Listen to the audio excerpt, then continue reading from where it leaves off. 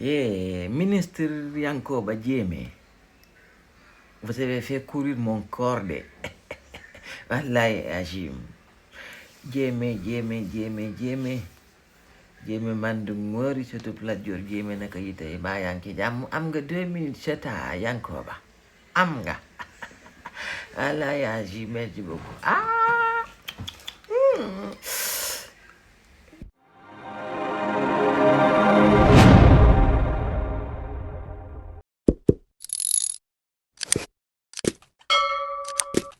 jafe na de moom gis nii nga doxalee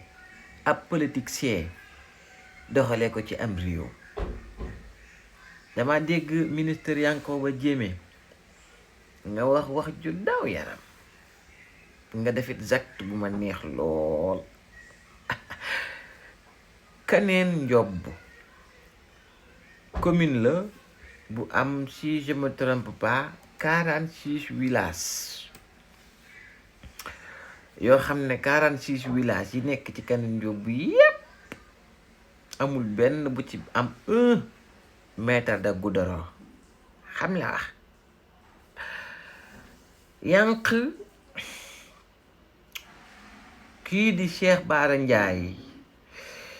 ba mu àndeek gone gii nga xam ne kët mooy Baye Serigne Touré ñëw seet si la ñu indil la un projet de désenclavement routier de la commune de Kaneen Njobb. wax fa digg yàlla yànq nga validé boobee route bu ñu war a defar, route bu war a jóge fii nga xam ne si nii bu ma juumulee ci niñ ma ko présenté normalement Louga jaar ay dëkk yu bari, jaar Kaneen Njobb, jaar Sagata, dem ba fi nga xam mooy Mbàkke Baari. xam naa ne nag liñ la présenté moo dal xel, moo nekk loo xam ne si projet la boo xam ne si mënee su ko ñàkk a validé ndax en terme de développement, en terme des économies, en terme de lii di infrastructure boo xam day am ab utilité ci wàllum suqali ak gox ak luy jariñ réew mi fi mu jaar yépp nga xam ne di koy wër ci village ak ñoom ñëpp buñ paree li nga xam ne si moom lañ nekk mu nekk seeni projet phare muy agriculture, les élevages et tout ça dina yombal dem beeg dikk bi, échange libre d'échange dans les inter village ak ñoom it seen intercommune et interrégion. mu tax nga ne kët ñii seen projet bi c'est pertinent mais danga koy valider. li ci daw sama yaram dinaa ko wax gone yi tout à l'heure waaye avant de faire cette révélation j'aimerais remercier kii di Cheikh Bara Ndiaye parce que Cheikh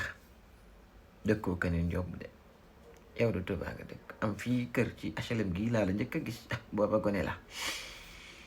nga dëkk Ndakaaru yaa ngi Kër Masaar fekk naa la ba si biir kër. ça veut dire que yow Kaneen Njobb mu am tëli mu ñàkk am tëli amalu la benn rendement waaye ñu gis boobu ba nëgë ne nga yenu xeex bi teg ko ci say mbagg rek foo dem wax ko booy joxe exemple ci réew yi delloo ginnaaw dëkk yi nga xam ne ñoo yeloo yeyoo nangami nga cité Kaneen Njobb. booy demee ci politique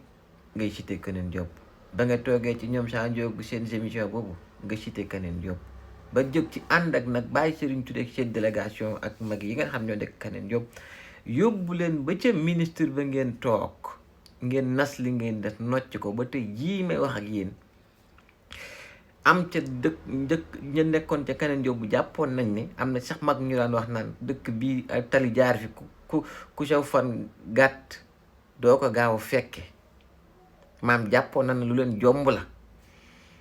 nga fexe ba valider tali ba nga xam ne si nii yónnee fa yemoo ci valider ko da nga kaa valider et le plus rapidement possible vous avez envoyé une équipe mu dem inspecter ko natt affaire yi xam fi muy jaar yaak yëpp ñu leer nañu travaux yi moom léegi mu démarré. donc dañuy gërëm le ministre mais gërëm Cheikh Bara Ndiaye mi nga xam ne combat bi lu mu yenu la waaye it gërëm Baye Serigne Touré bu ko neexoon na Kaneen Njobb amu fa zéro responsabilité. am na maire yu fa nekk commune ba muy maire boobu nga xam ne bu ci Pastef la fexe bañ jox ko mu war leen dem ca APR defu fa dara. amoon nañ fa ay yeneen ak maire yoo xam ne buñ mësaan dem ci Macky Sall war a ci Abdoulaye Wade def seeni doléance la war a doléance doléance seen mbiri bopp donc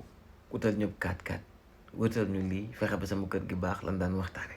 yow nag nga nekk gone teel a am jom entouré aussi de jeunes yu nekk Kaneen Diop nga xam ne li leen ñor rek mooy réew mi baax waaye li leen ñor rek mooy commune bi développé wu. donc merci à vous waaye nag damay ñëw nag maintenant ci li ministre bi wax li daw yaram ministre bi moom it yàlla daa dogal mu dëkk ci village boo xam ne amagul 1 mètre de goudron waaye pour rassurer Kaneen Diop et ses fils et ses filles def na leen sama dëkk ba ma dëkk incha allah du ma nangu mukk benn mètre goudron mu fay am te goudron bii parewul ah yànq bro yaa gore yow de defoo parlo defoo abus de pouvoir defoo opportuniste parce que vous êtes ministre que vous devez déjà faire votre gox et localité doog a xalaat ñi ci des ñun gis nañ fi ay ministre ñu nga xam ne jege Macky Sall dong lañ defoon seeni dëkk ay dëkk yu ndaw lañ waaye fexe nañ ba dugal fa buntu kër gu ne tali jaar fa maa ko gis moom pied maa ko gis ci réew mi yow nga nekk ministre bu la neexoon bis ba na laa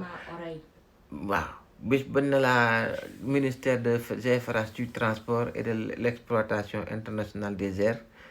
nga ne kët sama dëkk laay njëkk a def goudron yóbbu say machine ak sa suuf su xong bu tracé dafa goog da nga ne ñii ñooy nga xam ne si seen projet bi ca pertinent bala maa defal sama dëkk sax nag yéen moom da ngeen a am ba noppi ñu lay jaajëfal ministre Yankhoba Diémé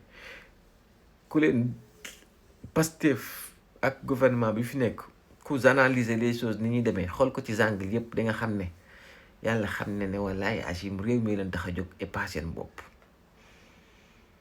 jëmm leen defu leen yëfu parloo defu leen sama kër sama famille man dong avant keneen da ngeen di jóg di liggéey te réew mi rekk tax gis nañ ne projet yu bëri de tali nit ñaa ngi naan ndox maa ngi walwali di gërëm Cheikh Tidiane Dièye ñii ngi gërëm courant bi électricité mooy ñi ko yor ñoom Jean Michel ak ñoom seen ñii di gërëm Serigne Gueye Diop ci commerce bi ñii di gërëm Mabouba Diam ci agriculture bi mais wallaay Achim tali yi ci réew mi it ñi ngi xot di dugg rek bu dëkk bu nañu dugg fa yaa ngi defar tali yi yaa ngi yeggale chantier yi yaa ngi relancé nañ projet yi nga xam dafa bloqué woon parce que ñoom Macky Sall lekk nañ xaalis ba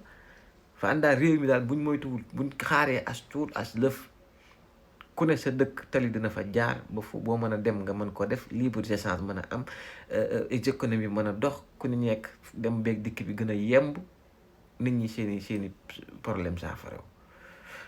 Diémé jërëjëf suñu xol sedd na damay bañ a way Youssou Ndour bu fa yemoon sax mu neex ndax bu fa yemee moom du neex moom bëgg nañ lu mu gàtt travaux yi commencé te balaa yàgg lool ñu ne tali bi pare na ñu samp seeni poto def seeni signalisation rëdd yu weex tali yeeg oto yi commencé jaar jëm jógal Louga jëm Mbàkke Baar di jaar foofu noonu